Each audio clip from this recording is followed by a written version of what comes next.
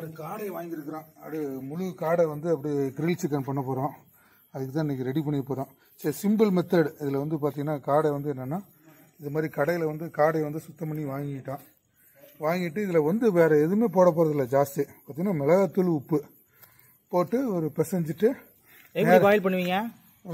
அவ்வளோ இந்த கிரில் அங்கே போகிற அடுப்பு ரெடி ஆகிட்டு இருக்கிறேன்.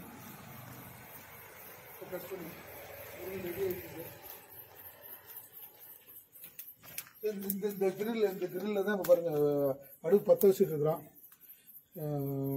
பார்த்தீங்கன்னா இந்த கிரில்ல தான் வந்து காடையை வேக வைக்க போகிறோம். சரி, ரொம்ப நாளாக ஃப்ரெண்டுங்க வந்து காடை ரோஸ்ட் பண்ணி சாப்பிட்லான்னு சொல்லிட்டு ஒரு ஆசை. சரி, அதனால் இன்றைக்கி எங்களுடைய தோட்டத்துக்கு வந்தோம்.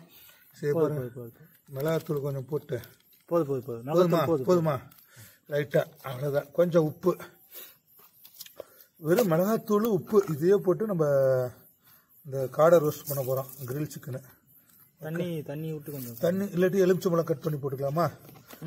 எலுமிச்சம்பழம் போடுறேன். உப்பு ரொம்ப கம்மியாக போட்டுக்கோங்க. இன்னும் கொஞ்சம் போடலாமா? சரி. இந்த எப்படி இந்த காடை கிரில் காடை வந்து எப்படி வருதுன்னு சொல்லுவோம். சரி, கடையில் போய் 6 காடையை வாங்கி அப்படியே மிளகாத்தூள் உப்பு இந்த தண்ணி கொஞ்சம் இது வேணும் இல்லையா, கொஞ்சம் ஈரப்பதம் வேணுங்கிறதுக்காக வந்து அப்படியே எலுமிச்சம்பழம் புழிஞ்சு விட்டுட்டேன். சரி, எலுமிச்சம்பழம் புழிஞ்சு விட்டு நல்ல ஒரு கலக்கிட்டு போய் எரிய அடுப்பில் வந்து கிரில்ல வைக்க போகிறேன். எதுக்கு இப்படி இது பண்ணுறீங்க? இது சிம்பிள் மெத்தடு. இது மசாலாலாம் போட வேண்டாம், உடம்புக்கு கெடுதல். அதனால சிம்பிளாக நமக்கு இந்த காடைக்கு என்ன தேவை, காரம் உப்பு வேணும். அது வந்து மிளகாத்தூள் போட்டாச்சு, உப்பு போட்டாச்சு, போதும். இந்த டேஸ்ட்டே போதும்.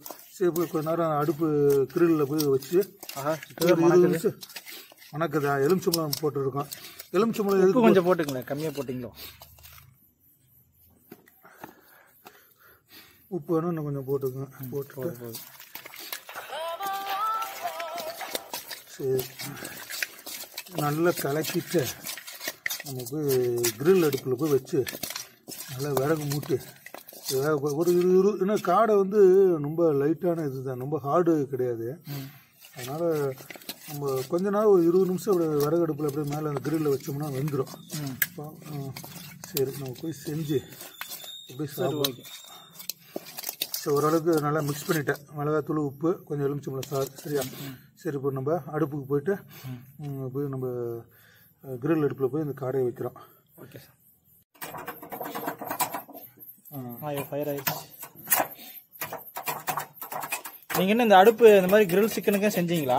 ஆமாம், அந்த கிரிலுக்கோசரமே வந்து எங்கள் குடும்ப தேவைக்காக வந்து இந்த கார்டனில் வந்து இப்படி பண்ணி வச்சிருக்கிறேன். சரி சரி சரி. நானும் கிராமத்துலேருந்து வந்ததுனால இந்த அடுப்பு பற்ற வைக்கிறதுல ஈஸியாக நண்பர்களாக வந்து கஷ்டப்பட்டாங்க. அடுப்பு பற்ற நான் ஈஸியாக இந்த மாதிரி வந்து ஒரு இது வச்சு வச்சுருந்தோம்னா பற்ற வச்சு ரெடியாக. Okay okay. சரி, மேலே வச்சிட்றீங்களா காடையை? இது இன்னும் கொஞ்சம் எரிவிட்டோம். எரிஞ்சதுக்கப்புறம் வைக்கலாம். கட்டையெல்லாம் பிடிக்கிட்டு சாங்க.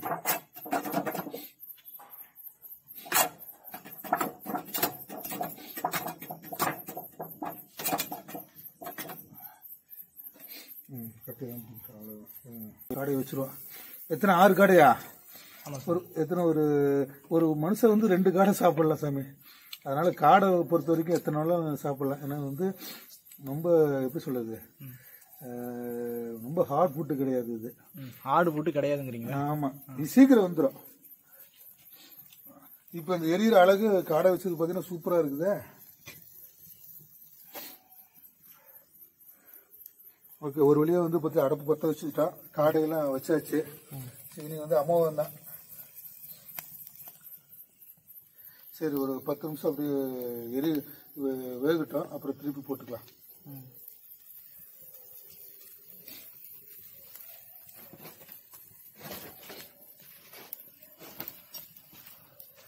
என்ன அடுப்பு பற்ற வைக்கிறது காடையா விட ஒரு வித்தியாசமா. எப்பவுமே ரெகுலரா வந்து மட்டனு கோழி தான் நம்ம வந்து செய்வோம். சரி, இது மாதிரி வந்து பாத்தீங்கன்னா ஒரு அழகா பத்த வச்சு சொல்ல வந்து நல்லா பத்திச்சு.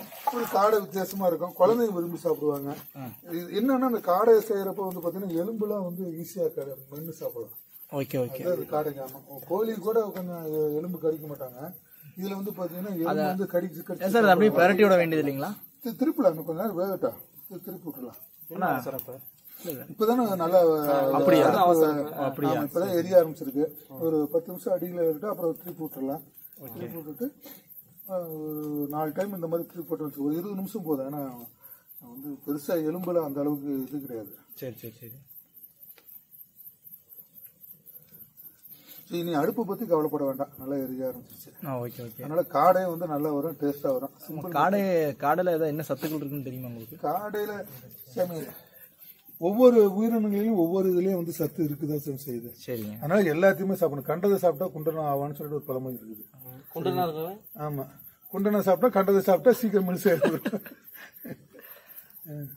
அதனால வந்து எந்த ஃபுட்டுமே வந்து அவாய்ட் பண்ணக்கூடாது. இறைவன் வந்து ஒவ்வொரு ஃபுட்லயுமே வந்து ஒவ்வொரு சத்து வச்சிருக்கான். அதனால எல்லா சத்துமே உடம்புல சேரணுங்கிறீங்க. ஆமா, அதுக்கு தானே இறைவன் வந்து படைச்சிருக்கிறான். தாவரங்களா இருக்கட்டும், உயிரினங்களா இருக்கட்டும், எதுக்கு ஒவ்வொன்றுலயும் ஒவ்வொரு இது இருக்கு. Okay okay. ஒவ்வொரு செடியிலயும் ஒவ்வொரு டேஸ்ட் இருக்கு. அது மாதிரி ஒவ்வொரு இதுலயும் வந்து ஒரு சத்து இருக்கு.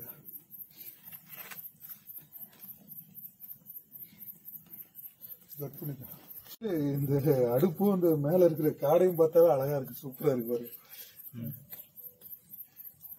அந்த காலத்துல எல்லாம் சாமி இந்த மாதிரிதான் அவங்க வந்து மலையில இருக்க விறகு எல்லாம் கொஞ்சம் பொறிக்கிட்டு வந்து இந்த மாதிரி ஒரு அடுப்புல வந்து விறகு எல்லாம் பத்த வச்சு இந்த மாதிரி தீயில தான் வந்து சுட்டு சாப்பிடுவாங்க. இப்ப நாகரிகம் கருதி தான் வந்து இப்ப என்னென்னமோ மசாலா எல்லாம் வந்துருச்சு, இப்படி செய்யணும் அப்படி செய்யணும் இருக்காங்க.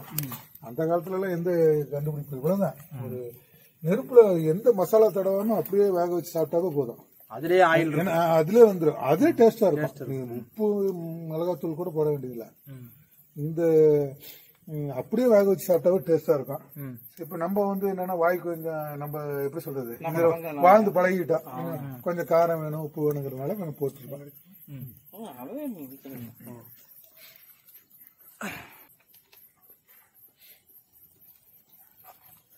சரி, மீண்டும் வந்து நம்ம வந்து 4 நண்பர்கள் வந்து ஒண்ணு சேர்ந்து இன்னைக்கு காடை செஞ்சு சாப்பிடுறோம்.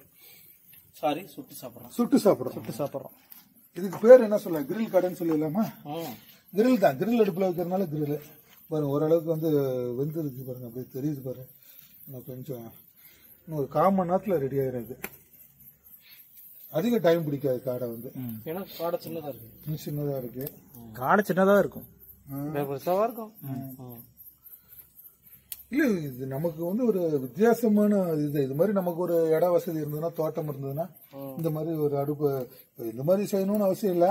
நம்ம கிரில் செஞ்சு வச்சிருக்கிறோம். இந்த அடுப்பு இந்த மாதிரி விறகு பற்ற வச்சு ஒரு குச்சி வச்சு கூட காடையை தொங்க விட்டு வேக வச்சு கூட சாப்பிடலாம். காடை நல்லா வெந்துருச்சு, நீ எடுத்துட்டு போய் சாப்பிடலாம். பார்த்தீங்கன்னா நல்லா பாருங்க, வெந்து அப்படியே வறட்சி போயிருக்கு பாருங்க. நல்லா கொஞ்சம் வரன்னு இருக்கனால லைட்டாக வந்து எண்ணெயை ஊற்றிக்கலாம். ஏன்னா அப்போ தான் கொஞ்சம் டேஸ்ட் இருக்கும். நம்ம பெசைறப்பே வந்து கொஞ்சம் எண்ணெய் போட்டுக்கலாம், பரவாயில்ல. அது கொஞ்சம் டேஸ்ட் இருக்கும்.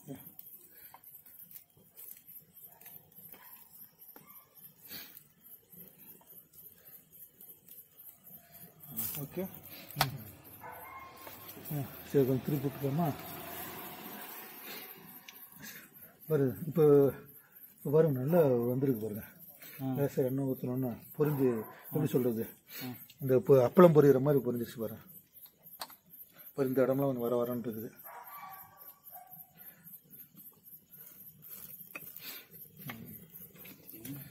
ஆயில் ஊற்றுறது டேஸ்ட்டுக்கு நல்லெண்ணெயா? ஆமாம், நல்லெண்ணெய். சரி, அதில் வந்துருச்சு. எடுத்துகிட்டு போயிட்டு நம்ம போய் சாப்பிட்டு இப்படிதான் சொல்லலாம், டேஸ்ட்டாக இருக்கும். சூப்பராக வந்துருக்கு பாரு.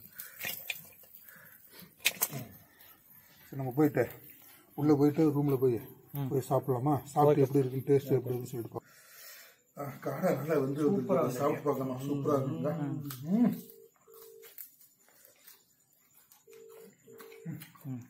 சூப்பராக இருக்கு சாமி, நல்லா வந்துருக்கு.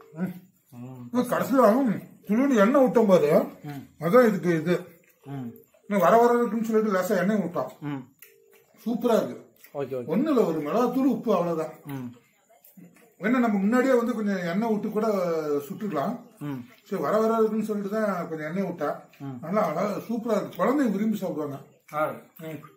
நண்பா பிரபு, எப்படி காடை நல்லா டேஸ்டா வந்திருக்குதா? நல்லா இருக்கு. நல்லா இருக்கா? பயந்துட்டே இருந்தேன் காடை வராது. எப்படி தினேஷ், நல்லா இருக்கா? கோழியோட ஈக்கமா வந்து செம டேஸ்டா இருக்கு. செம டேஸ்டா இருக்கு. இது வந்து குழந்தைங்க கூட நல்லா ஈஸியா மென்னு சாப்பிடலாம். நல்லா இருக்கும். பூ மாதிரி வந்திருக்கு. பூ மாதிரி வந்திருக்கு. நல்லா இருக்குல்ல? எலும்பு கூட பாருங்க. சரி இப்ப நம்ம இந்த வீடியோ மூலம் வியூவர்ஸ்க்கு வந்து என்ன சொல்லலாம்? இது மாதிரி வந்து நீங்களும் வந்து இது மாதிரி செஞ்சு ட்ரை பண்ணுங்க. ப்ரிப்பேர் பண்ணீங்கன்னா எகனாமிக்கலி நல்லது, ஹெல்த்திக்கு நல்லது. இது வந்து பாத்தீங்கன்னா நம்ம பியூரா விறகு வச்சு செய்யறனால நமக்கு வந்து ஹெல்த்துக்கு ரொம்ப ரொம்ப நல்லது. ஹெல்த்துக்கு நல்லது. தம்பி முழு காடை கையில அப்படியே எடுத்து வாயில போட்டுக்கலாம் முடியும். நல்லா இருக்கு. சரி ஓகே. சரி இன்னைக்கு வந்து நமக்கு வந்து உண்மையாலுமே வந்து சாட்டிஸ்ஃபை ஆயிருக்குது இல்லையா? நம்ம வந்து இன்னைக்கு செஞ்சது வந்து ரொம்ப சாட்டிஸ்ஃபை ஆயிருக்கு. சரியா? இது ஒரு சிறிய முயற்சி. நீங்களும் முயற்சி பாருங்க, கண்டிப்பா சக்சஸ் ஆகும். ஓகே. சரி இன்னைக்கு வந்து நீண்ட நாளுக்கு அப்புறம் வந்து காடை செய்யலாம்னு சொல்லிட்டு இந்த காடை செஞ்ச நண்பர்களோட கிரில் காடை ரொம்ப அழகா வந்து நல்லா டேஸ்டா இருக்குது. சூப்பரா இருக்கு. பார்த்துன்னு வாயில எச்சு வருது. அவ்வளவு அழகா நல்லா இருக்குது. குழந்தைங்க விரும்பி சாப்பிடுவாங்க. ஏன்னா ஈஸியா வந்துடும். ரொம்ப நேரம் டைம் எடுக்காது. எலும்பு நொறுங்கி போயிடும். ஸோ இன்னைக்கு நான் போட்டிருக்க வந்து இந்த காடை கிரில் காடை பிடிச்சிருந்தா லைக் பண்ணுங்க, கமெண்ட் பண்ணுங்க, கண்டிப்பா ஷேர் பண்ணுங்க. அப்பதான் வந்து கண்டிப்பா வந்து சப்ஸ்கிரைப் பண்ணுங்க. இது வரைக்கும் சப்ஸ்கிரைப் பண்ணாலும் பண்ணுங்க. அப்பதான் வந்து அடுத்தடுத்த வீடியோ வந்து உங்களுக்கு வந்து சேரும். சரி ஓகே, அடுத்த வீடியோல பார்ப்போம்.